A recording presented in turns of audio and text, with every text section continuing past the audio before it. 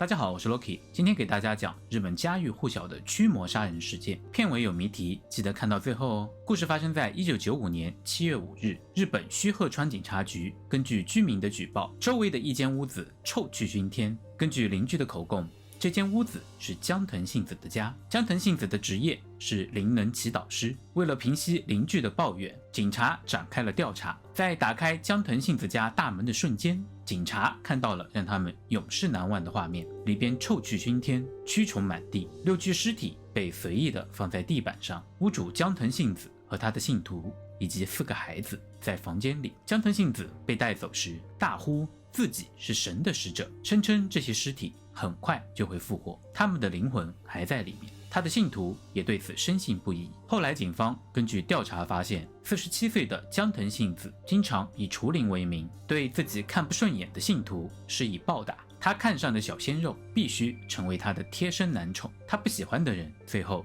只能被打死。这些信徒为什么让江藤信子肆意妄为，到死都相信他呢？这得从江藤信子的生平说起。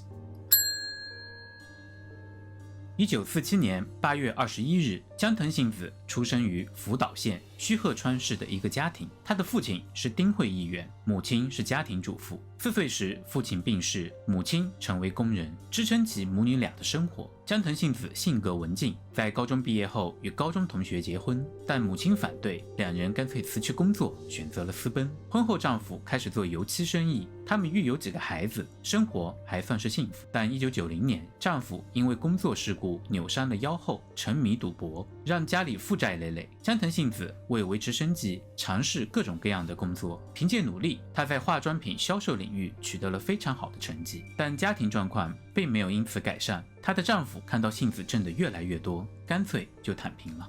为了能让丈夫继续工作，信子找到了附近的一个新兴宗教团体天子之乡，据说在此接受祈福后，就可以让疑难杂症不药而愈。去了几次之后，丈夫的腰痛竟然很快痊愈，这让他们对这个宗教深信不疑。1992年，他们举家前往教团本部生活。江藤信子在教内的地位逐渐上升，成为了能进行除灵的天子，但自己的女儿眼病却一直没能痊愈。他们对教团开始产生了不满，于1992年11月离开了天子之乡。随后她丈夫开始与女信徒厮混，后来干脆和其他的女人同居了。江藤信子多次挽回，丈夫完全没有回心转意，以至于江藤身心疲惫。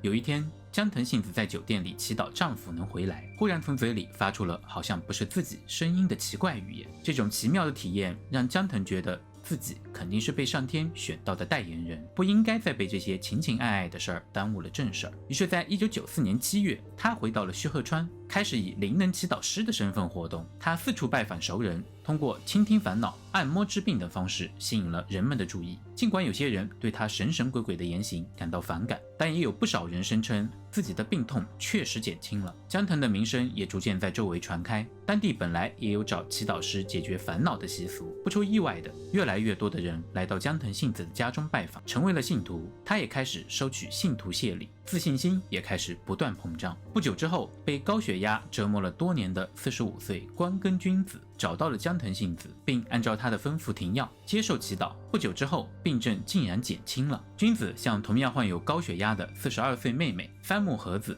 推荐了这个天选之女，和子的症状同样减轻了。顺理成章的，有糖尿病的和子丈夫三木户，以及他们有青光眼的大女儿三木理惠，都成了江藤忠实的信徒。1994年6月，江藤邀请三木一家以及君子一家一起合住修行，这时连上江藤的长女玉子和年幼的长子，江藤家一共住了11个人。以维持共同生活为由，江藤向和子借了150万日元，向君子借了100万日元。君子表示不太愿意借钱，江藤从此开始为难君子，多次以被狐狸附身为理由，要求君子通过不断的跳舞来除灵，并要求其跳到精疲力尽为止。一位18岁的年轻女信徒 A 子带着21岁的男朋友根本玉一起到江藤家祈祷，江藤一眼就爱上了这个小自己26岁的小鲜肉根本玉，于是他宣称根本玉是他前世的丈夫，并让根本玉单独与自己接触，两人迅速发展出肉体关系。江藤信子还要求信徒尊称他和根本玉为神，这引起老信徒三木户的反感。他又以蛇园灵附身为由，强迫君子和三木户不停地跳舞，并让信徒用太鼓棒殴打他们。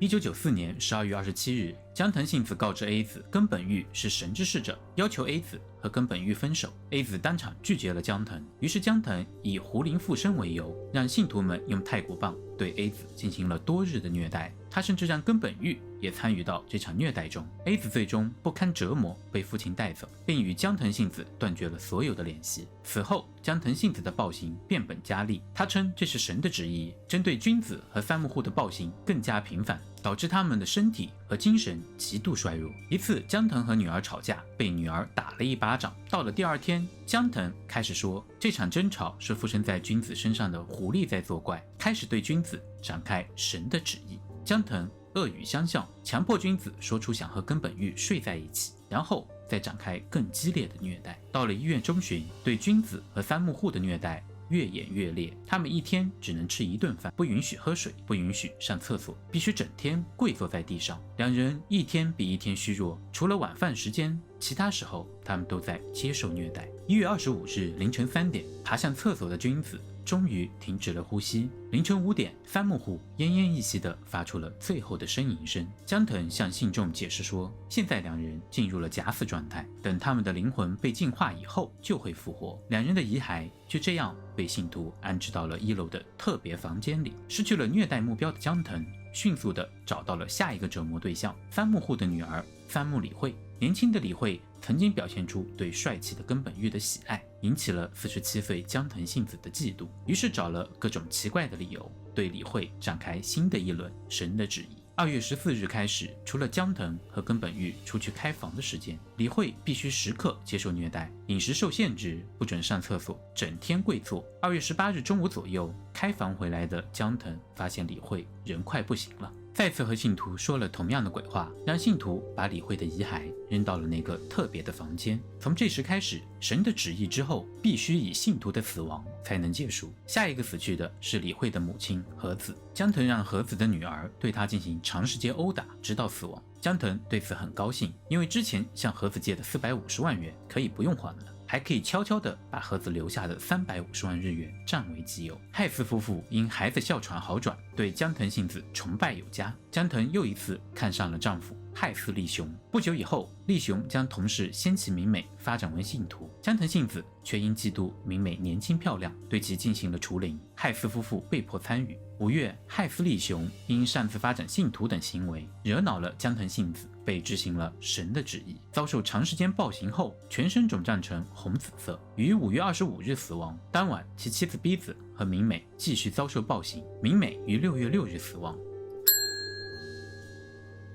6月18日，逼子的母亲一直联系不上逼子，于是来到江藤家寻找自己的女儿。进门后，他看到了逼子浑身脓血地躺在地上，信徒们拦住了出路。他感觉江藤和这批信徒已经杀疯了，如果自己表现得不自然，那下一个死的就是自己。为了救自己瘦得不行的孙子，他冷静地看着自己被虐待不成人形的女儿，并提出想带孙子出去买点东西回来给大家吃。信徒这才放他们离开。下午，逼子的父亲强行把逼子带走，逼子全身肿胀，状态很严重，但被洗脑的他觉得血和脓是被排出来的毒素，连医院都不愿意去。等精神状态稳定下来后，逼子向家人说出了江藤家有很多尸体，但他们的父母选择了不报警。7月5日，接到邻居的报警电话，须藤川警察局在江藤家家宅搜索，发现了6具遗骸，江藤和3名信徒被捕，4名孩子被保护起来。1995年10月27日一审，江藤信子承认暴行，但否认蓄意杀人。辩方以宗教信仰为由，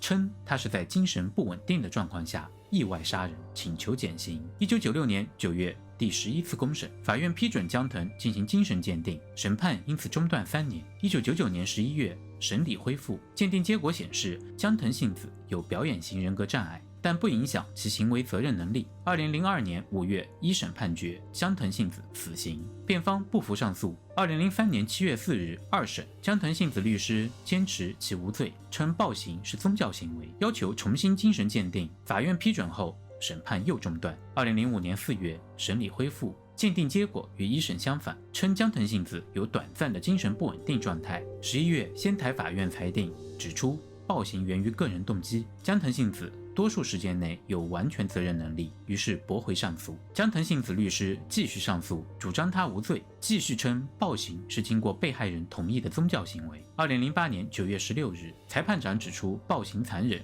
而且社会影响恶劣，维持死刑判决。10月5日，死刑确定。2012年9月27日，死刑执行。根本玉一审无期，上诉后被驳回。关根满雄一审18年。上诉被驳回，害死逼子因相关罪名被判刑。这起案件震惊日本，让民众对打着宗教旗号的极端行为高度警惕。看到这里的粉丝们，千万不能轻易相信这样的邪教。当你在一个封闭环境下，你永远看不到真相。上期谜题答案：案犯趁被害人外出家里没人时，悄悄地溜进房里，往火药里添加了安溶液和碘的混合物。如果在安溶液里加入碘，在湿润的状态时是安全无害的，但干燥后其敏感度胜于 TNT 炸药，哪怕是高音量的震动也会产生爆炸。所以被害人在用小号吹奏高音曲调的一刹那，其声音震动了烧杯里的炸药，引起了爆炸。接下来是谜题时间，你能解开谜题吗？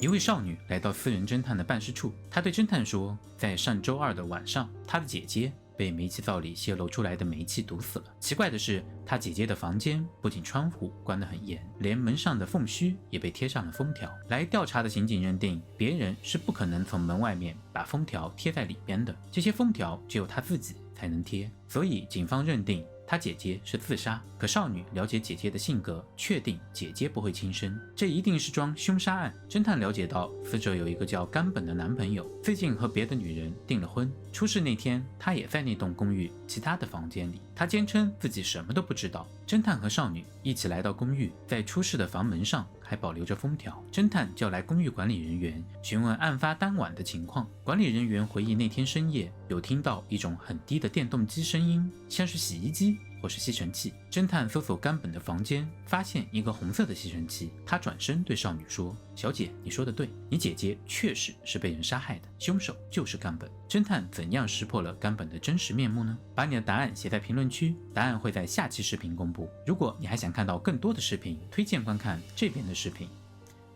点击小铃铛订阅是对我最大的支持。我是 Loki， 我们下期再见。